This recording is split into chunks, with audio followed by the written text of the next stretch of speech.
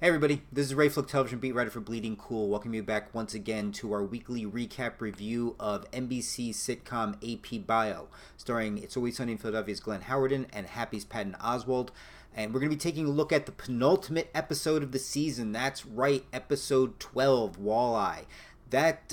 We've been through 12 episodes so far, folks. Next week is the, I'm hoping, season finale, not series finale. There hasn't been any word yet on whether the show is being picked up for a second season or not. Keeping fingers crossed because of episodes like tonight. Again, I'm not going to say it's a heavy, deep episode, though there are some very touching moments in it. What I liked about tonight's episode is that it started moving forward some of our big major storylines in a very big way, especially that last scene before the episode ended. Gets you really thinking as to where they're going to go with the series. Are they going to give it some... Well, I think we're pretty much destined for some kind of cliffhanger. But again, before we get to that, we're going to take a look at this week's episode, Walleye. Two storylines that took place. I'm going to start with the secondary first because while cute and nice, it really didn't have a major factor in the episode. It was about Durbin, who's still dealing with the separation that he has from his wife, coming up with an idea for the prom dance theme that Mary, Michelle, and Stef kind of have issue with because Mary, Michelle, Stef want to go with an 80s theme.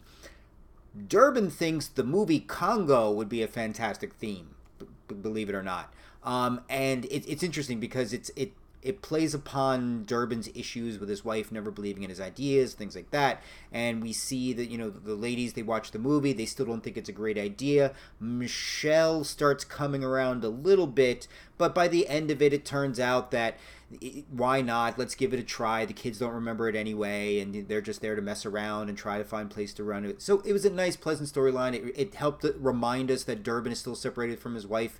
It gave Mary, Michelle, and Steph some screen time, which is never a bad thing. So again, that was the secondary storyline. Cute, nice, to the point. It was there. It was good. It was great. But if it wasn't there, I don't think it would have been a loss to the episode either. The primary storyline had to do with Jack, Miles, and Devin.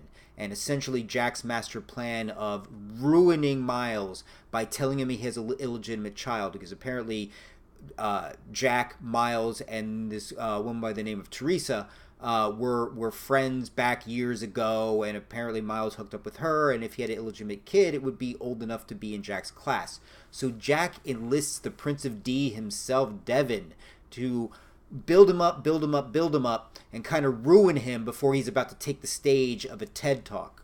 Well, in typical Jack plan fashion, Miles is thrilled at the idea that he's got a kid and really wants to make up for time and wants to, flies out to Toledo to actually spend time with Devin. And it's really nice and it's really sweet. And just as what we would pretty much expect, Devin starts, liking Miles. He starts appreciating Miles because Miles actually really likes the idea of having a son and appreciates having a kid and where and where that could possibly lead. So while Jack's kind of the devil on Devin's shoulders saying, look, you got to ruin the guy, you got to ruin the guy, Miles is kind of like the cool guy, angel dad, like, hey, look, I'm going to make up for lost time. I'm going to do whatever I can to kind of really make this work.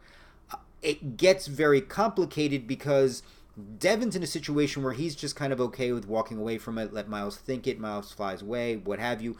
Jack needs this done. So Jack comes up with an excuse for Miles to stay in Toledo for one extra day. Unfortunately, like most Jack's plans, it ends up backfiring him because Devin ends up meeting up with Miles after Miles comes to the AP Bio class. And of course, that means Jack can't come in, so Jack's watching from the outside.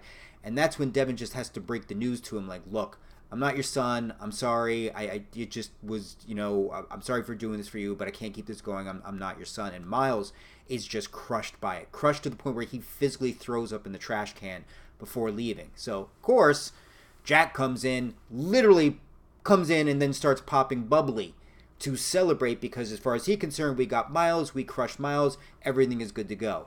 Students, however, are glaring at him with just pure, unadulterated just hate for what they just saw. Jack essentially planned to crush this guy and how much, unfortunately, it worked. And you can see how much their disapproving stare gets to Jack because Jack gets first defensive as Jack usually does and starts imitating him. By the way, in a beautiful manner, by the way. He really is, you can tell as a teacher, he really is starting to get to know his students. But the way he kind of goes after them and their voices and how they would be talking to him. But in the long run, doesn't it kind of really own up to the idea that Jack was a jerk for doing that? So Jack does right. And the one thing that Jack does right is he goes outside to make things right. Now, does he tell him the full story behind it? No. But Jack, in Jack's world, humiliates himself enough by owning up to the fact that, like, look, I'm living in my dead mom's house, I'm teaching high school, all of these things, and Miles, in typical Miles fashion, just sees this as just horrible, horrible, horrible, but believes that Devin said that Miles was his father because Devin became obsessed because of all the times that Jack talked about him in class. So it was a great cover for everybody. It helped Miles' ego. It helped relieve Devin. Jack kind of threw himself under the bus, but he needed to in the process because he was being a bit of a jackass and, again, not taking the students' feelings into consideration. But lo and behold, this is where we get to our major dun-dun-dun moment, because all of this has had such a major impact on Miles, especially Miles seeing Jack in a situation where, as he says it, you have nothing, but you're in the real world with real people. At the end, Miles calls Jack and says, look, I'm leaving Stanford. You know, I want to get more out into the world and see what the world is about and get more of my life back. And then Miles offers Jack the head of the philosophy department at Stanford job, essentially saying to him, with my recommendation, you have it. So think about it and let me know what you think. That is our brain-blowing cliffhanger going into the season and or series finale, keeping fingers crossed that it'll be season finale.